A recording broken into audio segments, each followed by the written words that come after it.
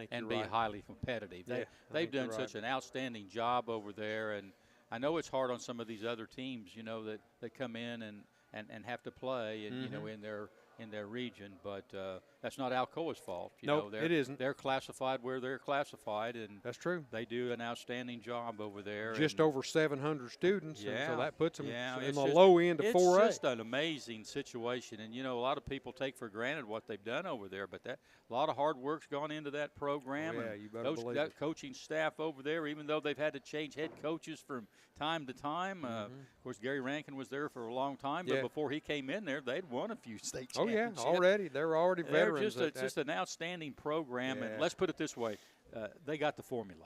They do. They got the formula. They do, and they know how to use it, too. Alcoa next week goes to Fulton in a region matchup. Fulton lost to Heritage last night, 30-12. Yeah. So we'll see how that goes. And going back to these games,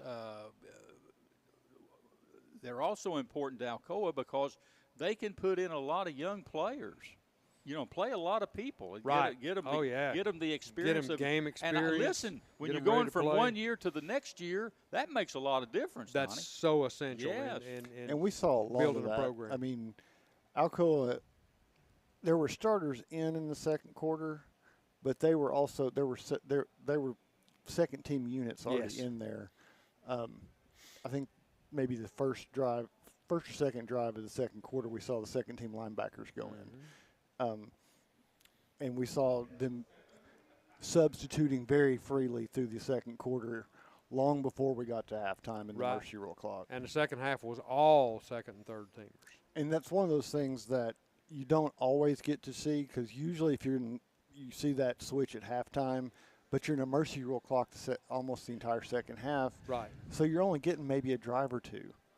But last night they got more experience in the second quarter than they got probably playing the second halves of the other Mercy Rule games. They sure did. Well, let's move on. Eagleton, it was a big winner last night. They hosted West Green and triumphed 47-16. Eagleton's winning some ball games. Yeah, we talk about them already qualifying for the playoffs, but you'd never know it the way they're playing. Nope. They've put things together over there, and they're on their way to having a fine season. They sure are. They travel to Greenback next week, and Greenback lost to Oliver Springs 35-14 last night.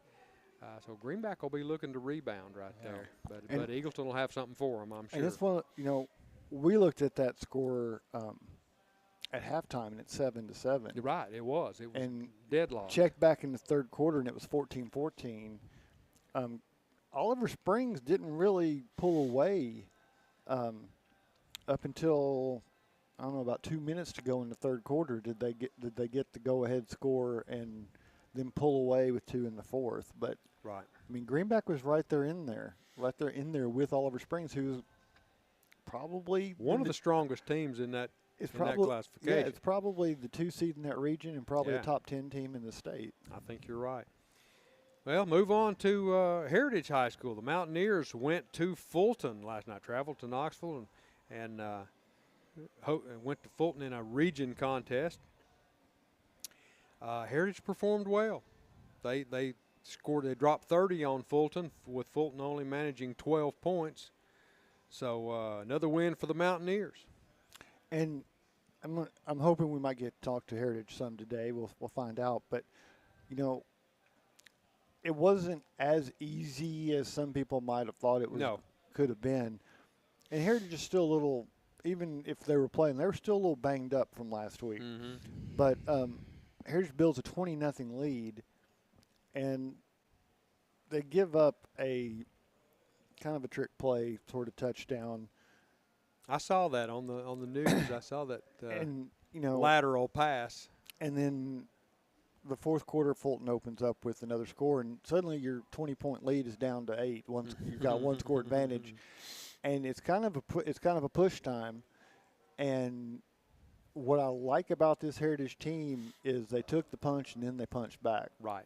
And they dominated the last 10 minutes of the game. Well, Heritage goes to Carter. No, they don't. They host Carter next week in a region matchup.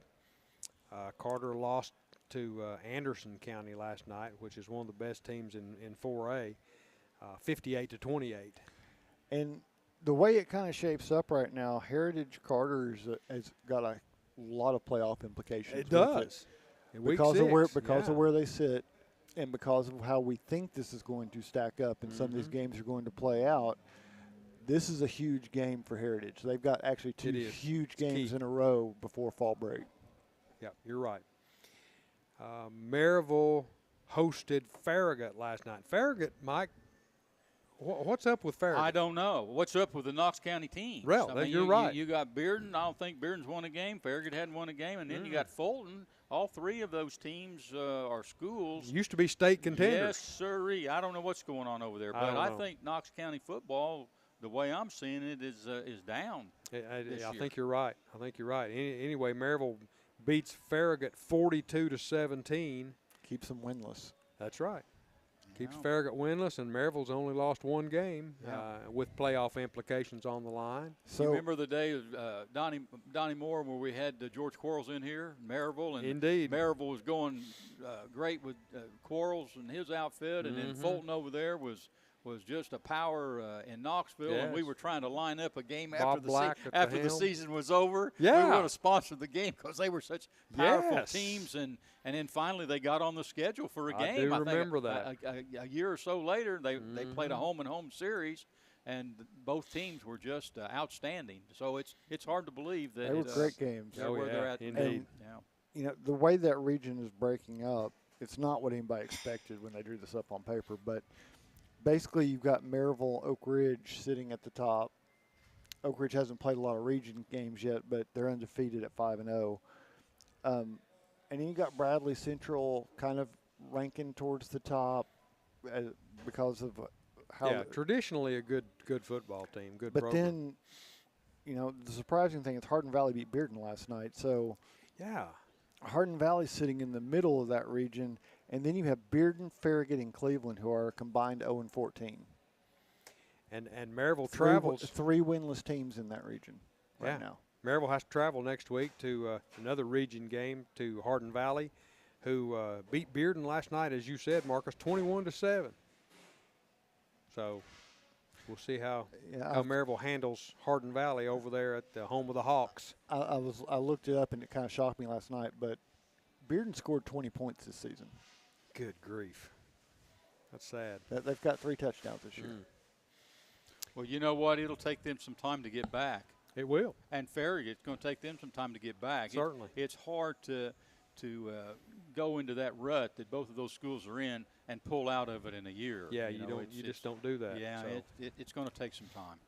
Well, William Blount traveled to Halls in a region contest last night and was ahead of Halls for part of the time, weren't they, Marcus? Yeah. Didn't they lead? Oh, yeah. They led Halls. William Blount, let me check my notes now. They were up. I watched most of that game. Did you? Yeah, they were up 16-9. In fact, William Blount led most of the game. Yeah. And they were driving. William Blount was driving right down toward the end of the game to go up and pretty well, put the game away, so to speak. And they threw an interception down in the end zone area, and then Halls came back and scored, and that was pretty much the end. They were down. They had an important call right there late in the fourth quarter. William Blount did about midfield. I think they had 4th and 9. Yeah. And they were, they were down, 4 or whatever. But they elected to punt the football. I see. And Halls went down and scored, and that was their 38. So it was 38-24 is how it ended up with Halls being the victor. Yeah. William Blount hosts Carnes next week in another region. We're right in the heart of the region's season. And we looked at William Blount's schedule, and they've got a lot of winnable games. Yeah, they've got some winnable games. Yes, sir. They can still come out and do real well. I think that game last night hurt them. But I think they've got a great shot at going to the playoffs. But whether they host the first playoff game, Right. doesn't look as promising different right story. now. Yeah. Anyway, Carnes lost to Powell last night. Got devastated by Powell, 49-3. Only scored a field goal last night. So that's a winnable game for William Blount. And then the next week, they go to Heritage. Right. Go Battle to of the Heritage. Bell. Yeah, Battle of the Bell. You're right. October 2nd. October 2. Seymour versus Volunteer. Hosted Volunteer last night. And the Vols, the high school Vols anyway, beat Seymour 41-31. Seymour travels to Cherokee in a region matchup next week, who lost to Elizabethton last night 30-7. So that's the Mandy B Street Realty local focus for the week. We're going to kick it. Going back to you, Marcus? No, we'll go ahead and go take back a to break. Mike. Let's take the break. Let's take a break. All right. We'll take a break, Mike. All right. Time to turn the page, and next up is the Anderson Lumber Company Player of the Week segment. You're listening to the GoTeez Sports page, and now stay tuned for the best in local sports. The Roger L. Newman Company began in 1984 with a vision of providing Blount County with excellent heating and cooling service. Mr. Newman also wanted a real business. No gimmicks and no high-pressure sales. They just fix it or replace it. They want to stay within your budget and make you comfortable. Their motto still stands true today. Call us first, we'll be there. Call Roger L. Newman Company at 982-5446 or visit online at rogerlnewman.com. Cooler temperatures are approaching. Upgrade your furnace now for as little as $50 a month.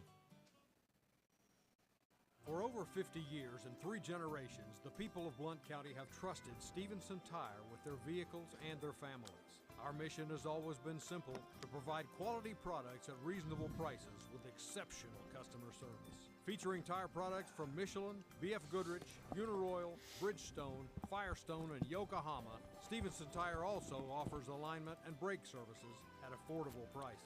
Stevenson Tire Company, 2411 East Broadway Avenue in Maryville. Call 983-1621 or online at stevensontire.net.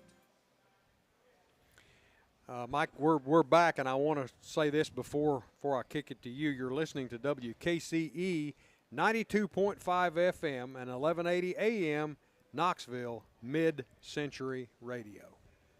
Welcome back to the Bluetick Tavern in downtown Maryville. This is Mike Edwards along with the rest of our broadcast crew, and now it's time for the GoTeez Sports Page Player of the Week segment featuring Marcus Fitzsimmons, sponsored by Anderson Lumber Company, where quality service is always a priority, proudly serving Blount County for over 100 years. And Marcus, before you get started there, we had Alcoa girls golf in here this morning, and as I think it's just great that there's so many opportunities now in golf for boys and girls, and that sport is well represented here in Blount County. But thinking back to my days, which goes back a long time, everybody in our school, males would play football, basketball, baseball, track and field, or wrestling, and that's pretty much all was offered. Golf was offered, but I know that there was a time or two where I thought, well, I might like to play some golf, and I'd go to my dad and say, well, Dad, what about me playing some golf? And he goes, there's not a chance in it. Said you got to be in the country club set to play golf. Everybody plays golf. You belong to the country club, and we're not able to belong to the country club. And that was really the end of the discussion. But that's all changed now. That's all changed, and there's more opportunities for kids to play and so forth. And golf at our school back in the 60s was a male sport. There was no girls that played golf. We had a golf team. And all of those guys, they all belonged to the country club, and they all were excellent golfers. They had an excellent team there. But now, Marcus, it's just it's refreshing that there's just so many opportunities for both boys and girls in that sport. And it's not just you don't have to be a country club setter to play golf. You can come from any background. And one of the things.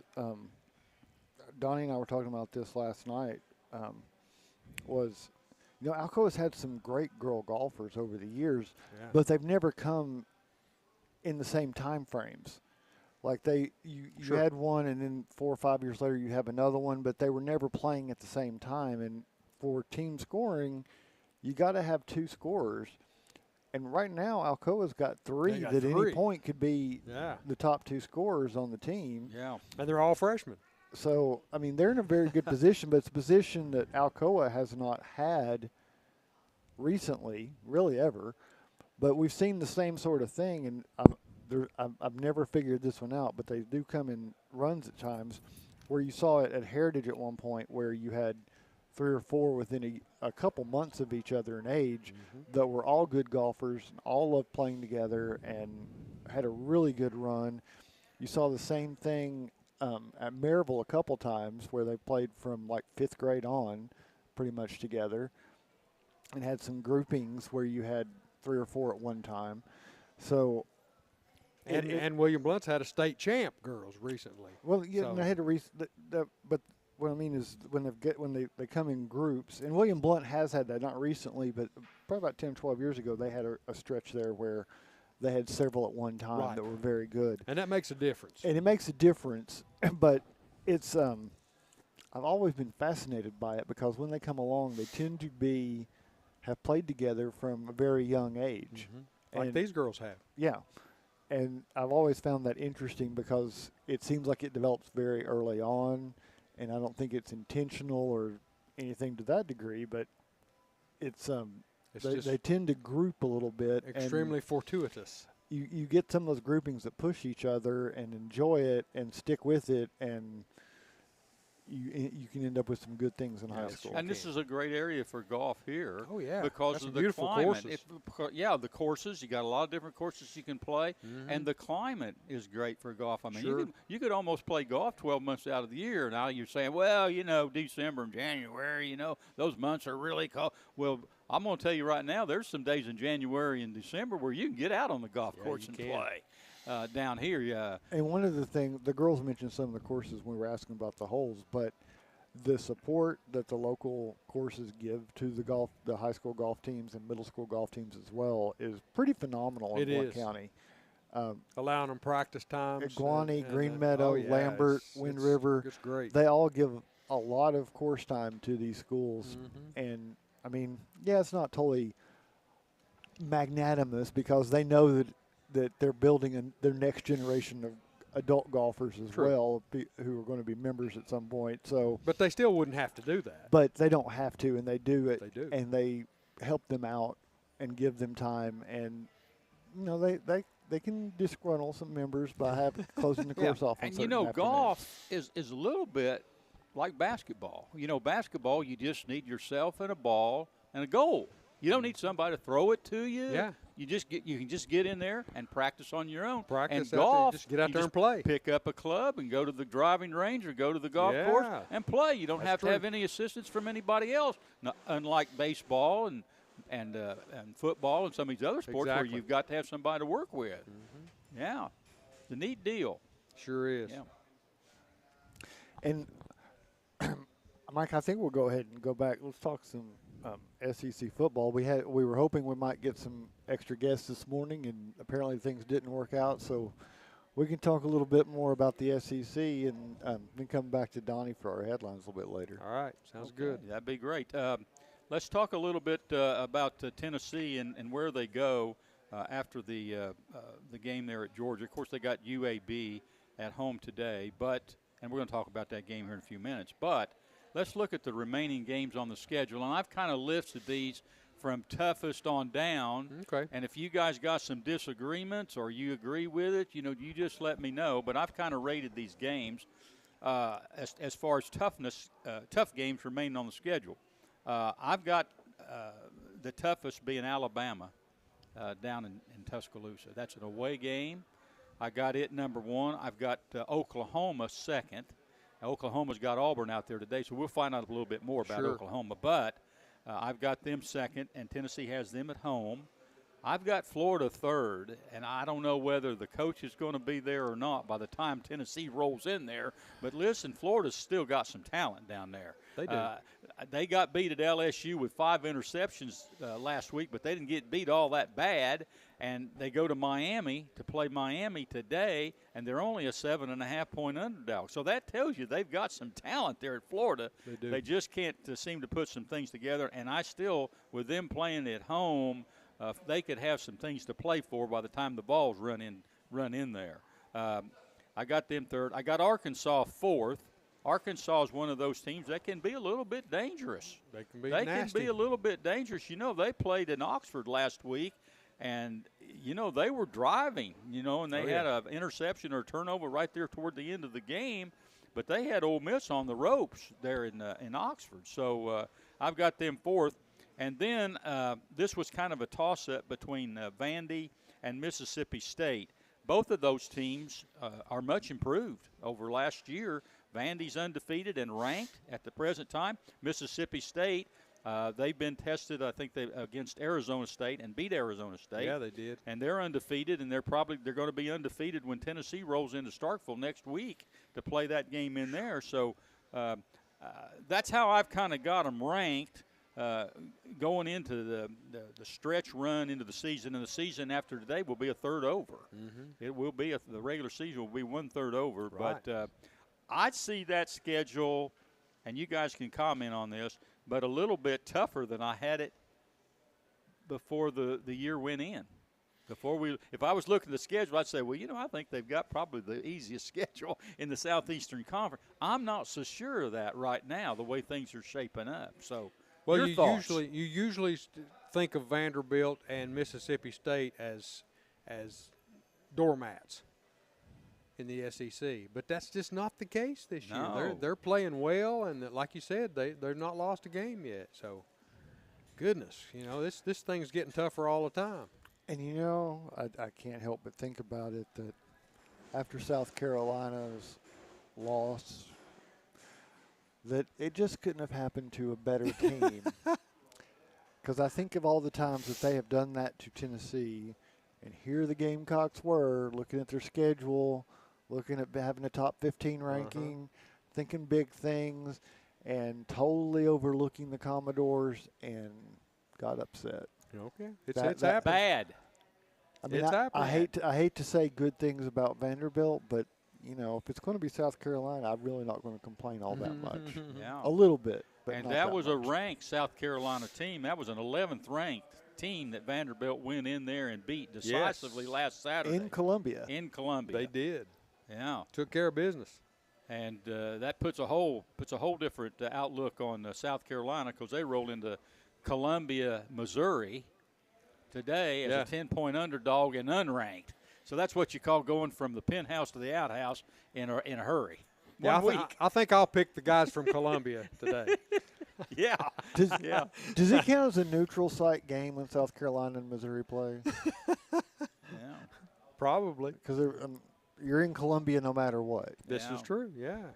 Well, how do you guys think about those teams, the way I ranked them right there? Do you see it any different, or as far as toughness? I wouldn't quibble on that. I think that's I think you've done a pretty good job of I ranking quibble those about teams. Florida. Well, I think you're right that Florida is dangerous, but Florida is dangerous. they also have shown zero ability to put it together. Well, that's And when That's true as well. And with the breakdowns in discipline that we've seen, I don't have a lot of confidence that they will put it together. That doesn't mean I don't think they could beat Tennessee. I just think that Florida team is still got some things. So are you moving Arkansas up above Florida? I would put Arkansas above Florida as a danger. it's always tough to play in the swamp, though. Are you satisfied with Vandy being 5, or would you move them up? Because it's the end of the year, I'm fine with them being there, because a lot's going to happen between now and then. Because I might move them up now, but I'll probably be dropping them back, because Vanderbilt's just as capable of losing to Georgia State today. Mississippi State wins today. They go to 4-0. Tennessee goes into Starkville next week. that's going to be a huge game for Mississippi State. Huge. Oh yeah. You know, absolutely. coming off of the disastrous season they had last year. I mean, it's a game that can turn your whole program next week. Do you see Mississippi State on the difficult scale up from where I got them? I'm not sure yet. What do we think about Mississippi State really? I mean, they've got to win over a Big 12 team, but then again, they've also played on the road at Southern Miss. I mean, yeah, the other competition's not been very good. You know, it you hasn't. just don't know exactly what they've got or what they're going to be, and I think Tennessee's going to play them early on enough that we're not real. We've got an idea, but not a good one. Yeah. What they do have at this stage that they haven't had when they've played Tennessee before is they have confidence. They have confidence in the fact that they haven't been beat. They have hope, which is something that they haven't had before. Yeah. But we go back a ways. You go back 20 years, and there were some good Mississippi State teams, and Tennessee and Mississippi State had some good games back in the Manning years. Yeah. I think the early line on that game is 10. Tennessee by 10. Early. Very early. Yeah. Well, Tennessee's got UAB today. You are beat. Is that what that stands for? No. You are beat. No. University of Alabama, Birmingham. The Blazers. Yeah, the Blazers. They're going to pay them $1.65 million to come in here and get their brains beat out. I don't like these games. I just don't. And I don't like to talk favorable about them.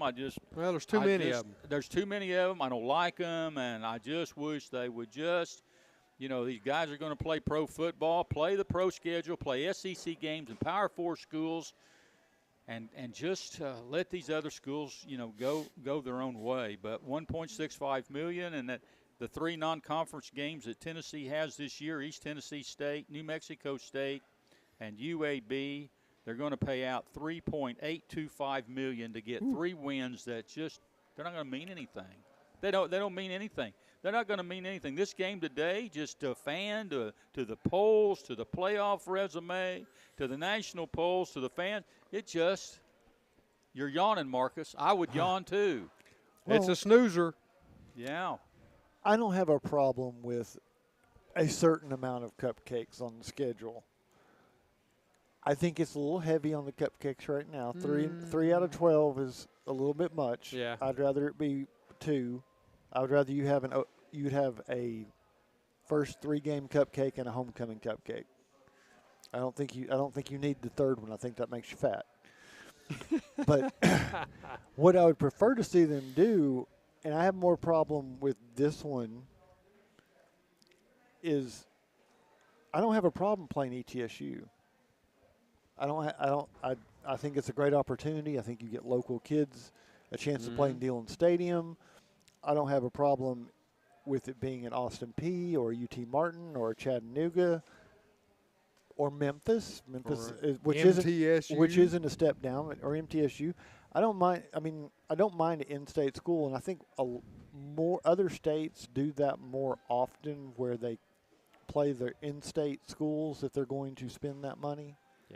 And support their in-state programs, or I know they hate to be called the little brothers, but if you're going to refer to Martin and Chattanooga, they're part of the UT system.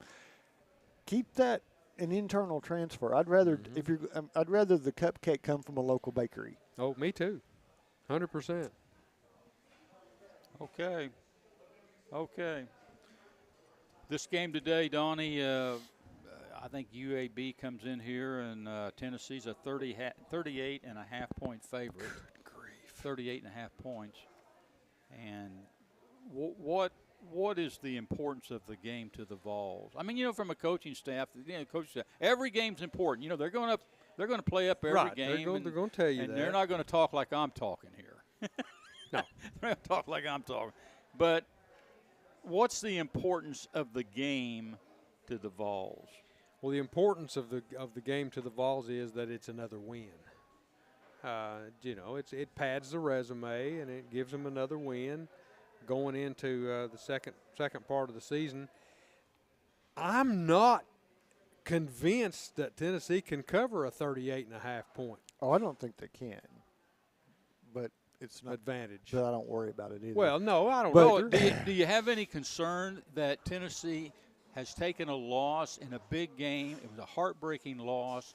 That there just might be that mental lapse. Is this a good time for UAB to come in here and play Tennessee?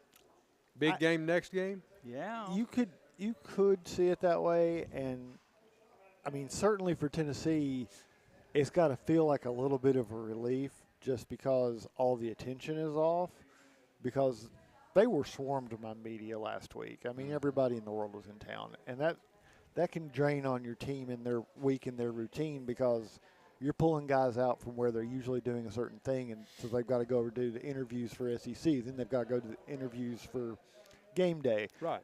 You get out of that routine when you have that big attention and all that media in town.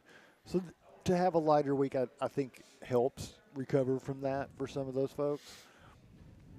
But motivator-wise, I mean, if you put the staff in this position, you start off the week telling the guys, you know, your second and third string, you know, who's going to play the third quarter is going to depend on what you show me this week in practice. Mm-hmm. And then the next day you're telling the starters, well, they're going to come take your head off because they want to get on the field. Mm-hmm. And you can make something good out of it. But I don't know what Tennessee actually did. I mean, we don't get to see practices or hear those sessions anymore. No. But there's a way to make this a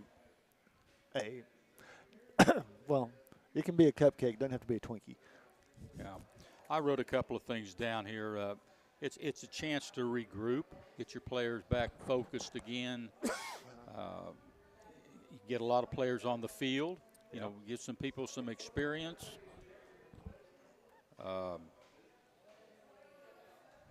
Those were the main things I'm looking at. My concerns would be, and you guys can comment on this, or injuries. You know, here's a game that doesn't really, you know, you're not really all that concerned about.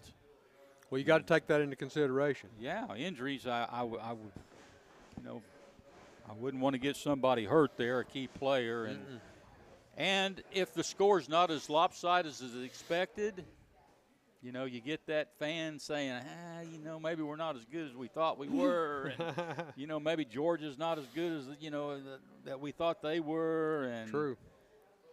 And then you look at, and that could happen. It sure could. Because look what happened with Texas last week when they fooled around down there with, who was it, Texas, El Paso or somebody like that. Texas, I don't know, but Archie Manning, he just struggled, against them pretty much all day long.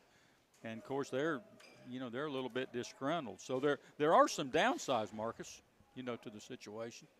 There are, and I mean, but they're the same. You don't want to have it happen against UAB, but if a game is a game, it can happen against UAB. It can happen against Alabama. Yeah. You have those risks every game you play, and just because it's a cupcake, you're like, I don't want it to happen here. But the truth is, it can happen anytime. I mean, you're going to have guys that get dinged up just because of the nature of the game and the force of the game. So you do your best to manage it, but I think you manage it best by getting as many guys in there as possible. And as good as Joey has been, I would say you've got 3 games to look at for Joey. You've got to feel confident in him. You stuck with him the whole Georgia game. Go to your second and third guy early because you never know what's going to happen. We mentioned the South Carolina game, but South Carolina lost their quarterback. Sure did. So what are you going to do if that situation happens to you against Alabama? Right. Hey, it's time for a break, and when we return, it's the Boyd's Sports Spotlight. You're listening to the GoTeez Sports page, and now stay tuned for the best in local sports. For over 90 years, Anderson Lumber Company in Alcoa has proudly served and supported our local communities. Locally owned, so the money made here stays here. Whether you're renovating a kitchen, bath, new floors, doors, or windows, Anderson Lumber is so much more than a lumber store and can take care of you from design to install. We welcome you to visit Anderson Lumber in Alcoa for all your home's needs, or shop over 67,000 items online at AndersonLumberCompany.com. Anderson Lumber since 1925. Aubrey's is known for real comfort, real food, real good. But remember, Aubrey's is also really into Blount County. Aubrey's Maryville has been a strong supporter of local schools and sports programs for more than 15 years. From baseball to football, dance teams, and marching bands, Aubrey's has helped schools and youth programs generate thousands of dollars. It's easy for us to do because it's the right thing to do. So the next time you're looking to choose a place to eat, we hope you'll choose Aubrey's. Real comfort, real food, real good. See what's on the menu at aubreysrestaurants.com.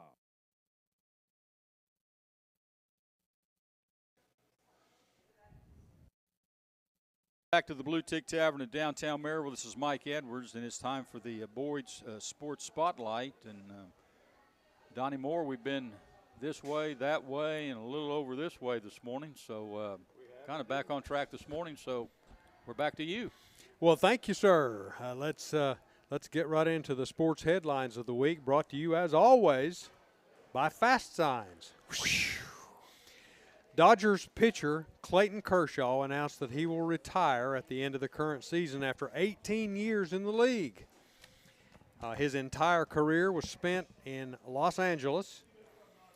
The 11-time All-Star sports a career 2.54 ERA and a 4.29 strikeout to walk ratio. Not too shabby. He'll be missed. Yeah, they had a big send-off for him last night. Yeah. That ball game. Yeah, he's a great pitcher. Yeah.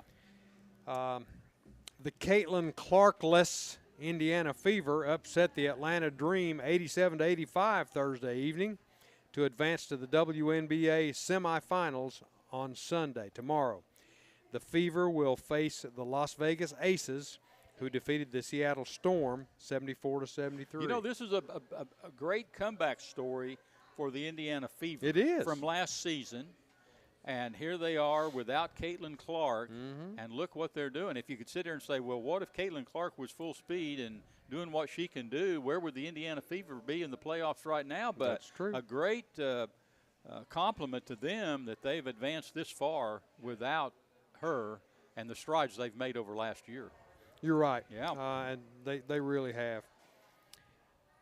The Bills defeated the Dolphins 31-21 on Thursday Night Football. Buffalo moves to 3-0 on the season, and Miami looked pretty much the best they've looked all season, Marcus. I thought so. Yeah, I thought they played well. So their coach is not on the hot seat anymore, I guess. I'd never go that far. I wouldn't either. The L.A. Kings captain, Anze Kopitar, who helped his team win 2 Stanley Cup trophies between 2012 and 2014, announced this week that he will retire at the end of the NHL season. This season was Kopitar's 20th as a player and comes just after his 38th birthday. His entire career has been spent with the Kings. And I think you still see that in hockey, You to do. a degree, more than you do with the other sports. I think you're right. Yeah. Donnie, before you announced that Buffalo Bill score there, Kansas City Chiefs, 0-2. Yeah. Hey, they got the Giants this week. If Often they does that don't happen. come out of this game, they're going to be 0-3. Nobody has ever gone to the playoffs with an 0-3 start. Huh? As good a quarterback as Mahomes is, and that team, I don't know whether they can do that or not, Marcus. I saw a wonderful conspiracy theory that the team was going to throw this season to lower the sales price so that they can be renamed the Kansas City Swifties and Taylor Swift can own the team. Yeah, well, Oh, that's rich. yeah. I think that's a play off the Major League premise from the movie, but team's going to be bad so I can sell it low. And, Yes. whatever. Yeah. Shake it off and move on. Well, here's a name that you'll know. Noah Lyles is officially a 4-time world champion in the men's 200-meter dash. The American sprinter ran a 19.52 to claim gold at the World Track and Field Championships this week. This 4th world championship matches legendary Bahamian Usain Bolt's 4 world championships in the 200. The U.S. sprinter, also Melissa Jefferson Wooden, became the first American woman to win the sprint double at the World Championships by being first to the line in both the 100 meters at 10.75 and the 200 meters at 21.68. So congratulations to those two for being world champions. L.A. police arrested Raja Jackson, son of UFC fighter Quinton Rampage Jackson, Thursday in connection to an alleged attack on professional wrestler Stuart Smith, who wrestles under the name Psycho Stu. Jackson was seen on video picking up, slamming, and punching Smith and is facing a felony charge for that. Is that because it happened outside the ring? Because I that think sounds so. pretty tame from what they are supposedly it does. doing Yeah, inside it did the happen ring. outside the ring, so yeah. We talked about this a little bit earlier, but Clemson head football coach Dabo Swinney is once again talking about a lack of respect. He said Tuesday at his weekly press conference, and this is a quote, "If Clemson's tired of winning, they can send me on my way." His Tigers won it all 7 years ago, but have been ensconced in a drought ever since. Dabo takes it all in stride, however. He said this, he quipped, "I'm going to go somewhere and coach. I ain't going to the beach. Hell, I'm 55, and I've got a long way to go." Well, I tell you, you better be careful what you're talking and what you're wishing for there, because they might decide to just do that. They might. Of course, Yeah. he says, he's going somewhere to coach anyway.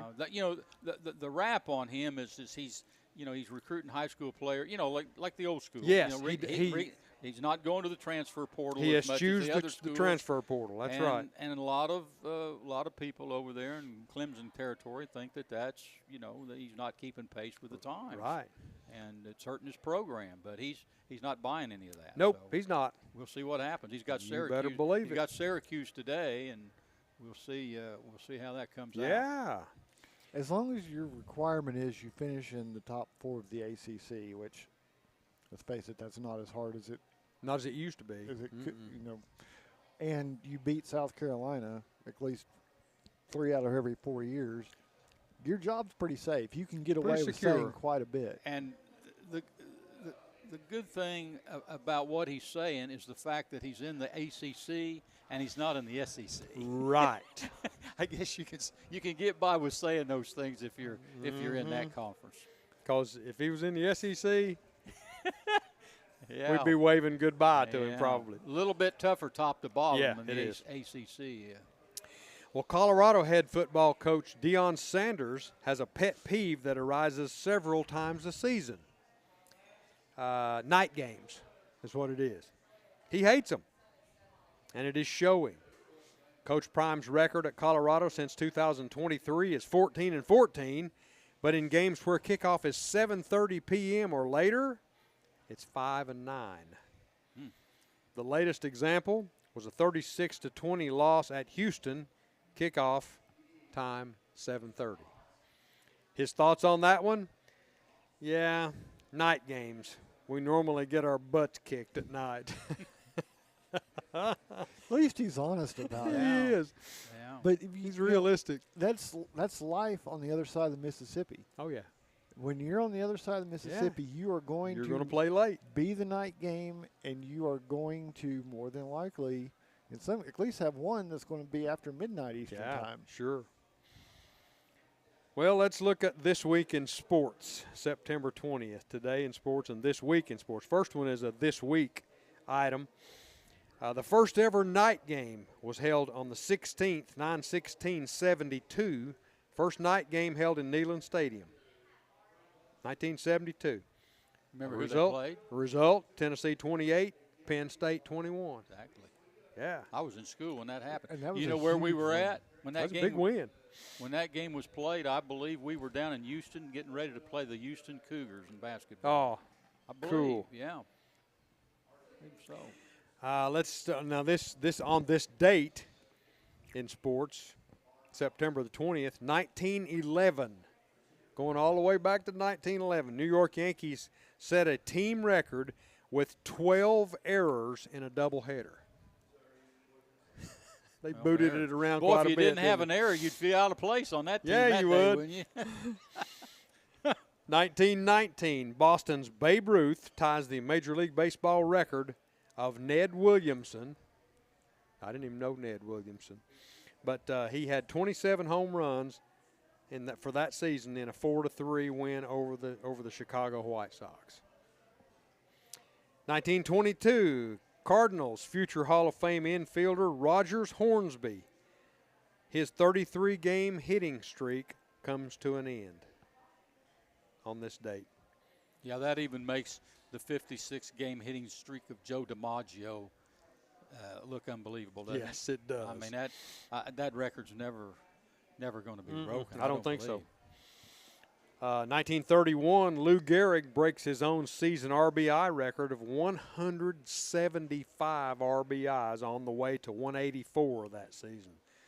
Man, that's a ton of ribbies. Yeah. You know, I seen a picture of Gehrig the other day. You know, he had big arms. Yes, he did. And kind he of looked had like Popeye, and he didn't had big legs, too. He had big thighs. You know, he was a big guy. He was. And, you know, back in those days that you know, he just built up his muscles probably in the off season. I don't know, splitting wood or something. You know, they weren't into weights, you know, back in those days. But he was a big guy. He sure was. 1933, Pittsburgh Pirates, talking football Pirates now, play their first NFL game and lose 23-2. They later became the Steelers. Yeah, and for a long time they lost. Yeah, they did. Even though they changed their name. Right. They had a lot of losing seasons. 1939, Joe Louis knocks out Bob Pastor in 11 rounds, his 8th title defense. Louis was the Brown Bomber, wasn't he? He was a good one. 1951, National League President Ford Frick elected as the 3rd baseball commish and was paid a whopping $65,000 a year, which was a good salary in those days. 1951. 1953, the Cubs' Ernie Banks hits his first Major League home run. Banks was a great player.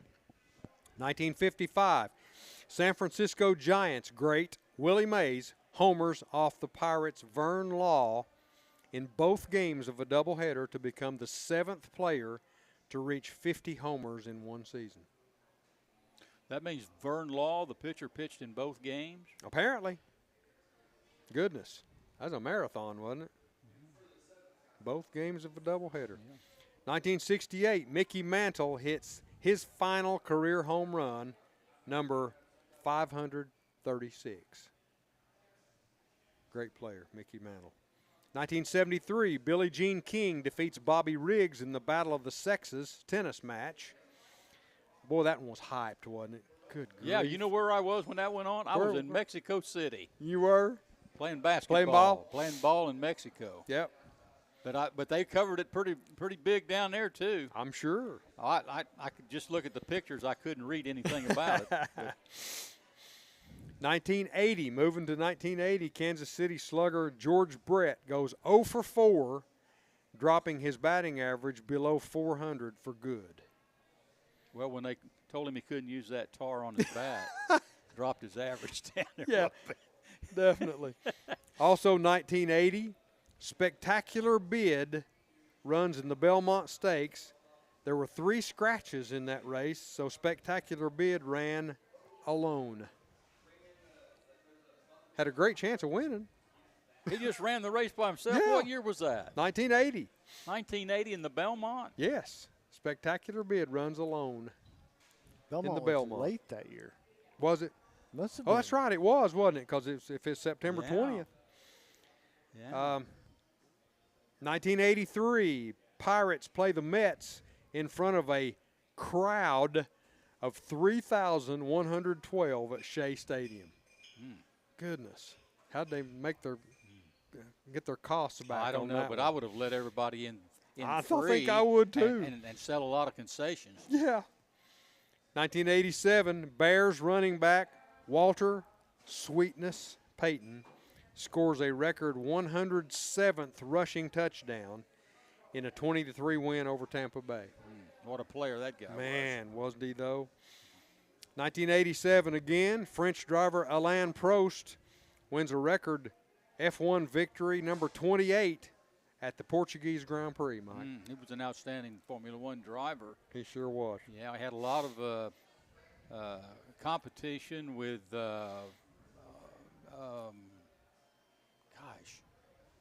can't think of that driver. I just went blank. Well, you'll think of it. I just went blank. I'll You think let of us it know here in a when second, you let us know. He was an outstanding. He was outstanding indeed. driver. 1987 again, 49ers wide receiver Dwight Clark's consecutive games with a catch streak ends in a 27-26 win in Cincinnati. Ayrton Senna.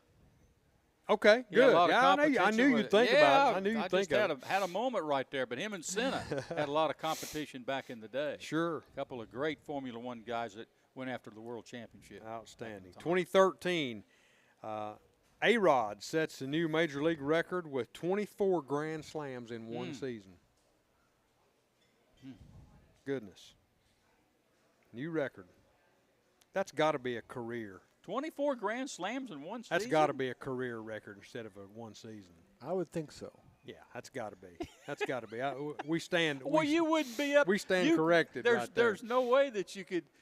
I mean, that'd be really unusual to have an opportunity to hit 24 home runs with the bases loaded. It would. 24 times. So that's got to be a career Major League record. 24 Grand Slams. That's still a lot of. That's got to be a career record. A lot of grand salamis. Yeah. 2021, Royals catcher Salvador Perez hits his 46th home run to break the Major League record for most home runs by a catcher. Previous record holder, you know, Hall of Famer Yogi? Johnny Bench. Johnny Bench. Birthdays on this day.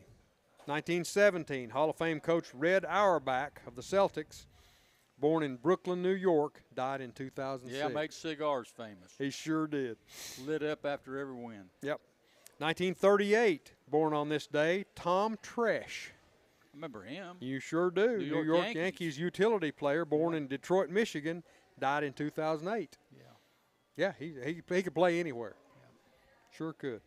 1943, born on this day, Tommy Nobis.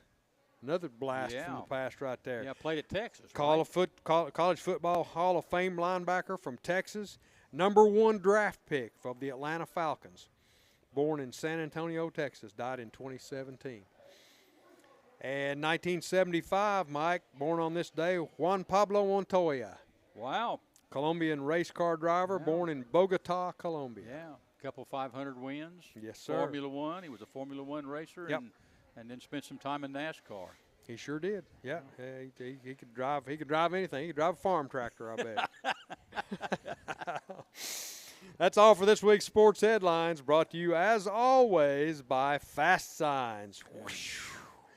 I'm Donnie Moore. Back to you, Gunner. This is Mike Edwards, and I'm here with Marcus Fitzsimmons and Donnie Moore. And I want to look at the SEC schedule here a little bit of games. I'm looking at Auburn, Marcus. I'll start with you. I'm looking at Auburn, number 22, at number 11, Oklahoma. That game's at 3:30 on ABC. It's the prime game. Both teams are undefeated at 3-0, and this is their first SEC game. This is a big one for both these teams. Both of them coming off years that's not too satisfying to their fans, and couple of coaches that going into the year, you would kind of consider them hot seat coaches, would you not? But things are looking up right now going into this one. Yeah, and I think in Auburn's case, it's more than a matter of a down year. It's almost a down decade at this point. Yeah, but they're just not very good. It's two teams that are both already embracing the "We're Back" moniker. So this is the "We're Back" Bowl as to who's back and who's not. Yeah, Oklahoma's a 7-point favorite, and supposedly that Oklahoma offense, Donnie's been turned over to the offensive coordinator, taking the coach out of a little bit, and so far it's worked. It has. It's benefited them so far in the season, so maybe it will again. Yeah. South Carolina, after being humbled at home last week in a loss to Vanderbilt, they're at Columbia today, and the Tigers are 3-0. They're a 10-point favorite, and Missouri is ranked 23rd in the country, and that'll be a night game at 7 on ESPN. Donnie, do you look for South Carolina, whose quarterback I think is banged up a little bit. I think he's going to play, but he's banged up a little bit. And you got Missouri riding high at 3-0. What do you think? Well, I would take the Tigers in this game since it's out there. But you're right, they're playing pretty well right now. Yeah. So, and South Carolina, without their quarterback, who knows? Sometimes a team that gets beat like that at home, they regroup and This is true. they got a lot to play for, so they up the play a notch or so. So we'll see what kind of character South Carolina has got in that game against Missouri in Columbia, Right. Missouri tonight. Florida is at Miami, and Miami is number 4 in the country and only a 7.5-point favorite. That game's at 7 on ABC. Marcus, Florida last week, 5 interceptions. 5 interceptions against LSU. Can't do that again. Oh, No, you cannot. absolutely not. Because Miami is not LSU, and Miami will capitalize on those turnovers, every Indeed. single one of them. They will. Yeah. And you got a coach definitely on the hot seat there at Florida. Donnie, is he?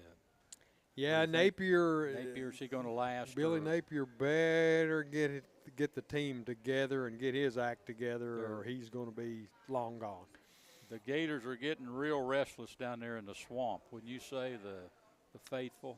I agree. They're not happy with the SEC, but think about this one. You've already lost to another Florida school. Yeah. You're getting ready to play Miami. You've got Florida State down the road. You can't afford to go over in your own state. Three losses to in-state schools. And there's not much. Not much in there to help you in between. That schedule, their schedule is absolutely horrible. It is.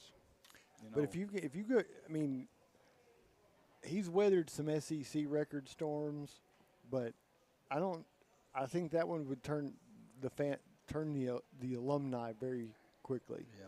Not that they're on his side, but He they'll start reaching for their wallets if you're 0 for 3 in Florida. Napier needs a win, and he needs a win in a big way. And today would help.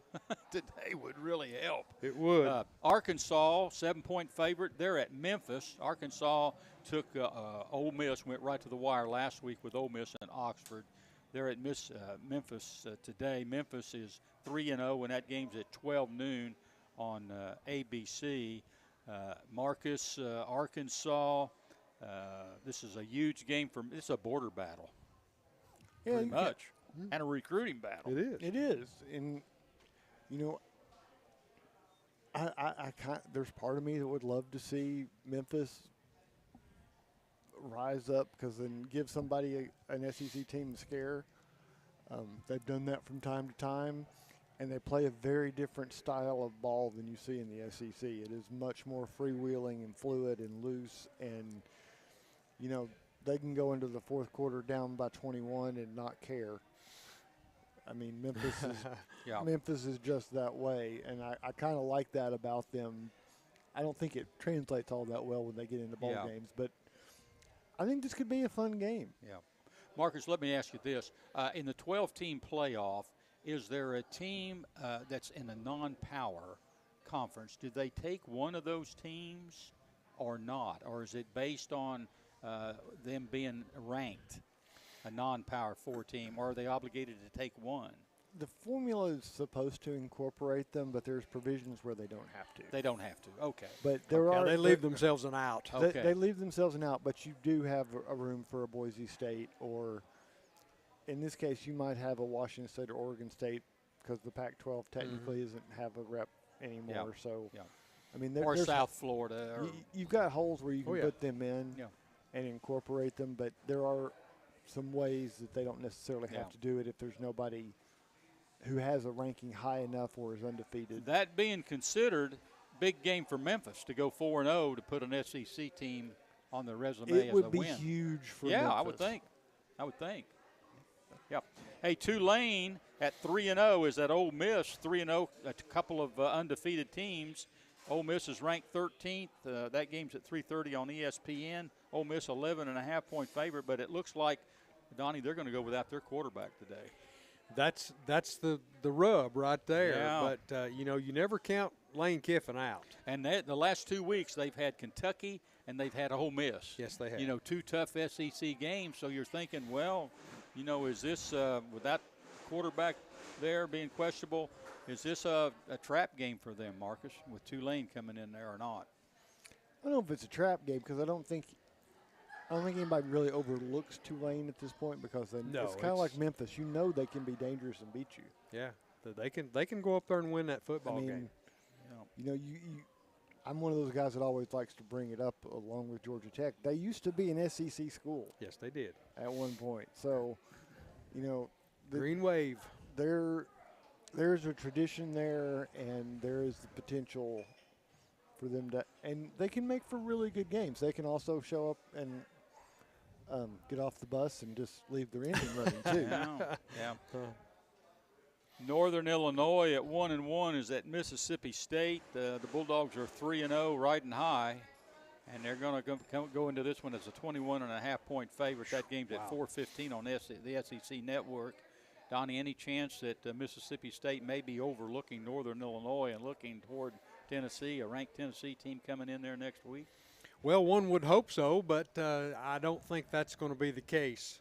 I think they're going to win another football game this afternoon. I wouldn't take Northern Illinois too lightly. I remember a Northern Illinois team that came in here when Phil Fulmer was coaching, and I think it took a field goal right at the end of the game, to beat them by Tennessee. So they've got a good program up at Northern Illinois traditionally. Isn't that Canada? Could be. Do they have to have visas to get down there? Oh, what's up with that starting time too? 4:15. Who ever heard of a 4:15 starting time? Yeah.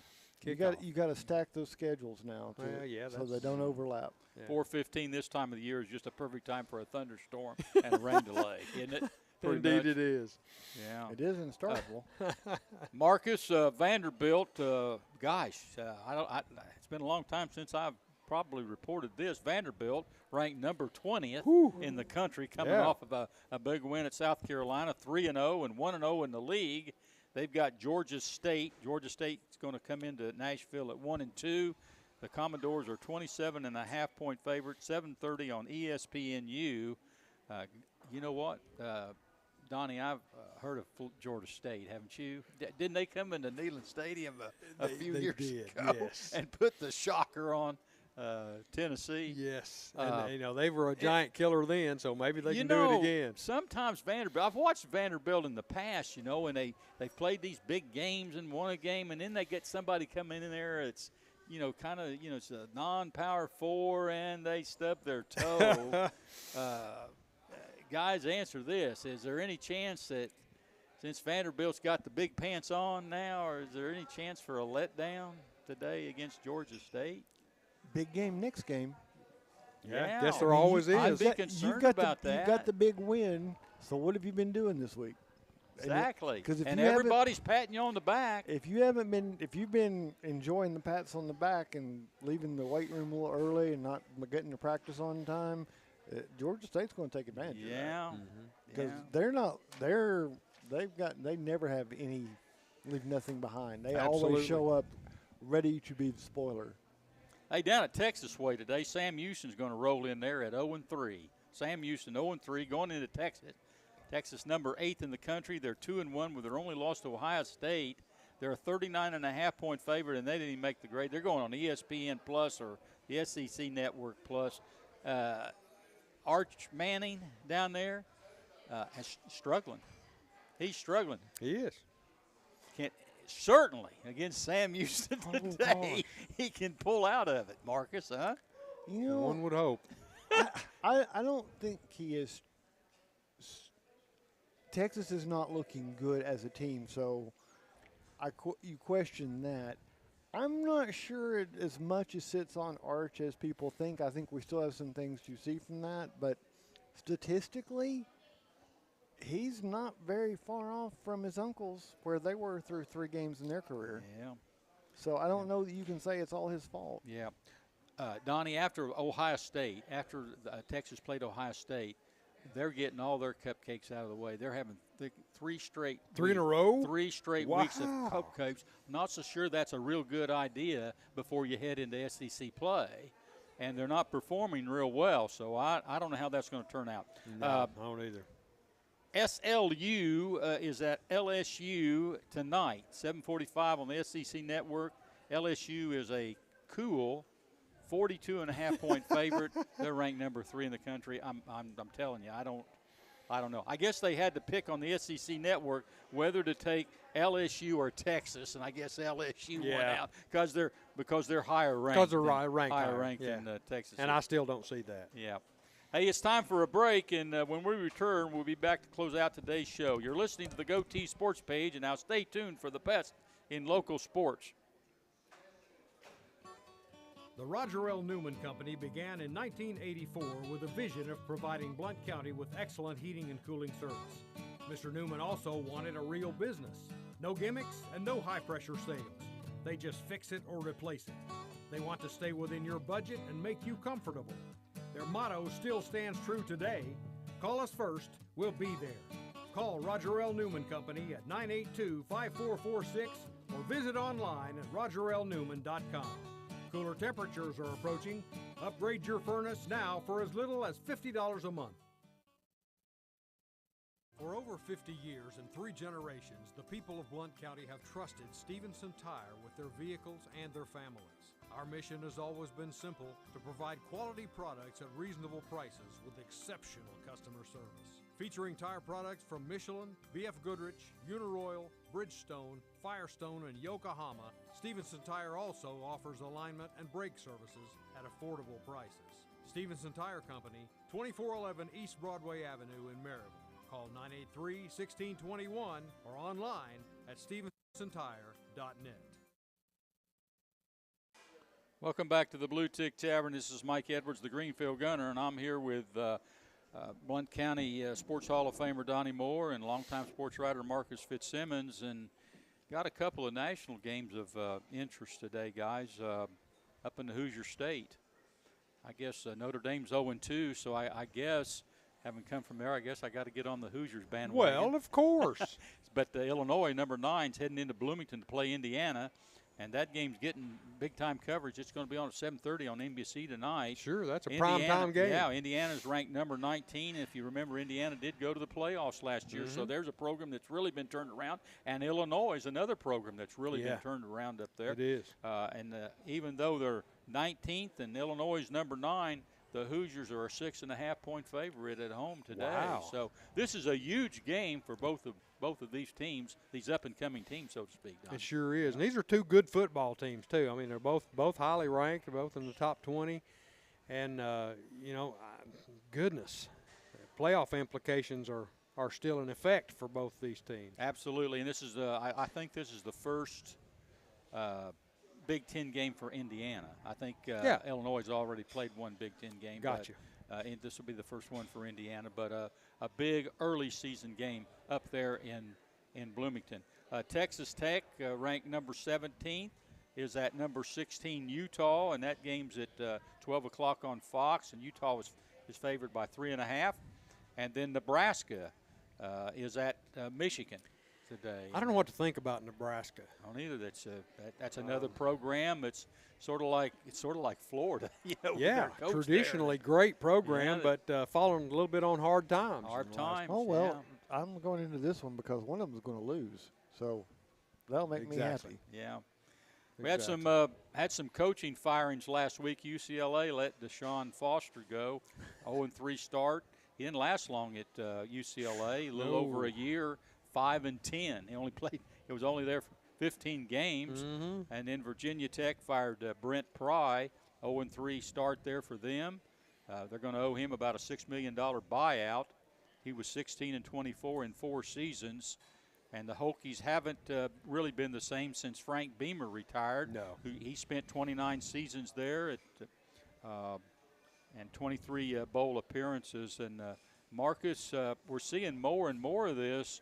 Just 3 games into the season, and 2 coaches are already gone. That sort of looks like the pros to me. What about you?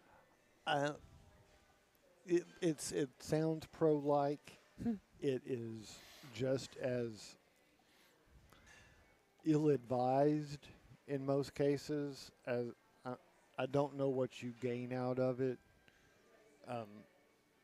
because you've just disrupted. You've basically thrown the season away at this point. You're saying we give up the rest of this year because we're going to have an interim. We're going to have one of the coordinators. You're going to work. Basically, told your guys you're going to work short-staffed for the next 3 months, and we don't care. Yeah. So you can't expect much good things to come from that. No. If you're going to make that decision and do it in the off season when you should, where you got time to do things and make it right and make it. Yeah. Looking at the top 25 last week, the Big Ten has 7 teams. The SEC leads all the leagues with 11 teams in the top 25. Big 12 has 3. The ACC 3 and 1 independent. The top 12 would be Ohio State, Penn State, LSU, Miami, Georgia, Oregon, Florida State, Texas, Illinois, Texas A&M, Oklahoma, and Iowa State. Oklahoma's got Auburn today. Illinois has got Indiana today. Miami's got Florida today. And that's pretty much it in the top 12. Yeah. Want to ask Marcus one thing. They've got Notre Dame at 0-2 at number 24. I can't remember ever seeing a poll that had a team that hadn't won a game in it. I don't think I could. Can you all name a situation that's ever happened? I don't think I can remember If any. it had not come down to the missed PAT, I think they'd have been out.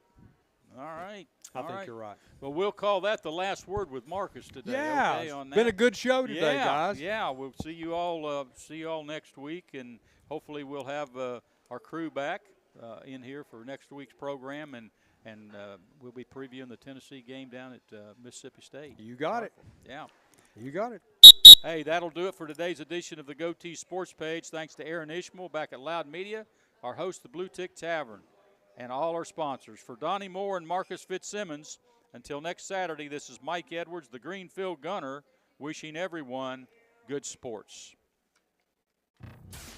And that's the final whistle. Join us again next Saturday for the GoTeez Sports